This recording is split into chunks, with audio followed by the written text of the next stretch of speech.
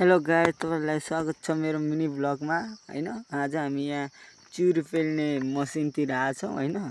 यो मसिन भनेको हाम्रो स्थानीय स्तरमै बनाएको एकदम नयाँ खाले प्रविधि हो हैन। अब तपाईहरुलाई यो कस्तो हो र कसरी बनाउँछन् र यहाँबाट चिउरी पेलेर यहाँबाट तेल कसरी आउँछ भन्ने प्रोसेस म एकैछिनमा देखाउँछु हजुरहरुलाई।